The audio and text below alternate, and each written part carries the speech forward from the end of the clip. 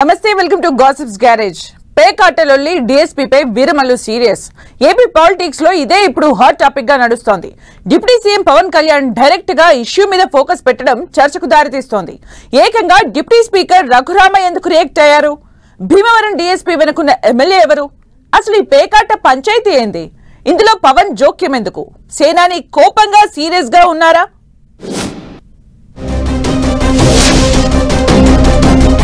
Hot topic గా భీమవరం పేకాట శిబిరాల issue. Bhimavaram DSP తీరుపై పవన్ కళ్యాణ్ ఆగ్రహం. ఏపీ డీజీపీని నివేదిక కోరిన డిప్యూటీ సీఎం. పవన్ ఆగ్రహానికి కారణమైన ఆ ఎమ్మెల్యే ఎవరు? డిప్యూటీ స్పీకర్ రఘురామ ఎందుకు రియాక్ట్ అయినట్లు? పేకాట పంచాయతీ ఏపీ పాలిటిక్స్ లో చర్చకు దారితీసింది.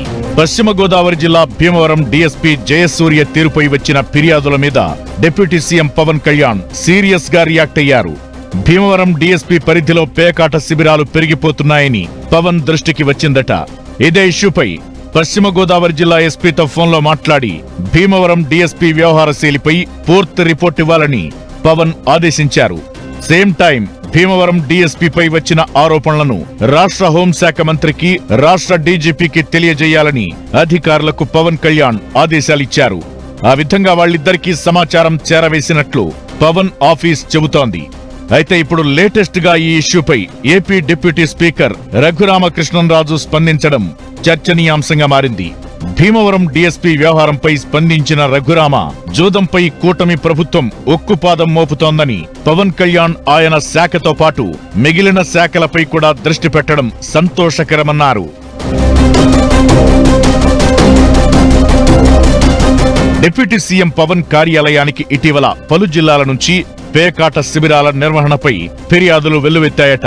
దీంతో పేకాట వ్యవహారంపై పవనే స్వయంగా ఆరా తీశారు. పేకాట శిబిరాలపై డీజీపీ నుంచి పూర్తి నివేదిక కోరారు. అయితే పవన్ కోపం పశ్చిమ గోదావరి జిల్లాకు చెందిన ఓ ఎమ్మెల్యేపైనే అన్న టాక్ నడుస్తోంది. ఓ డీఎస్పీ స్థాయి అధికారిపై పవన్ ఫోకస్ చేయడం వెనుక రాజకీయ కారణాలేమైనా ఉన్నాయా అనే చర్చ జరుగుతోంది. కూటమిలో ఓ కీలక ఎమ్మెల్యే తీరు వల్లే పవన్ అలా రియాక్ట్ అయ్యారని అంటున్నారు.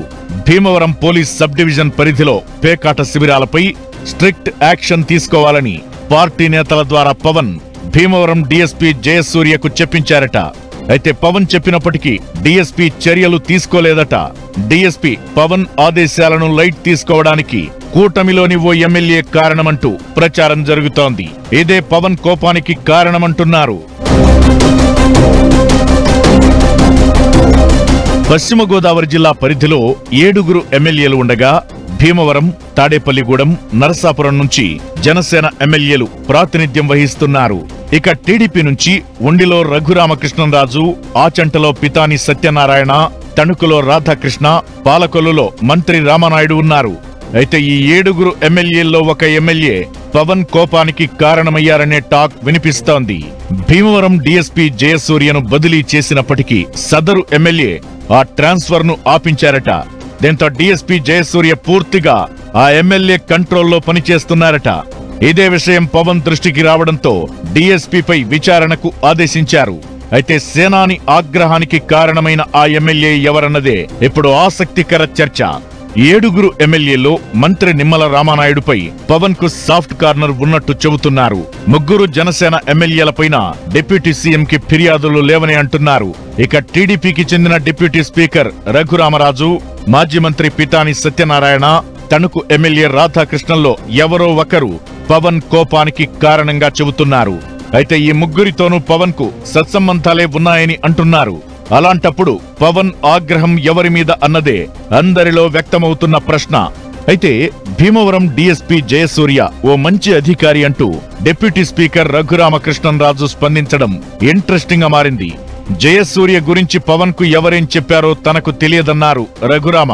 పేకాటపై ప్రభుత్వం ఉక్కుపాదం మోపిందని, కొంతకాలంగా భీమవరం చుట్టుపక్కల ప్రాంతాల్లో జూదాలు జరగడం లేదని రఘురామకృష్ణంరాజు చెప్పడం కొసమెరుపు.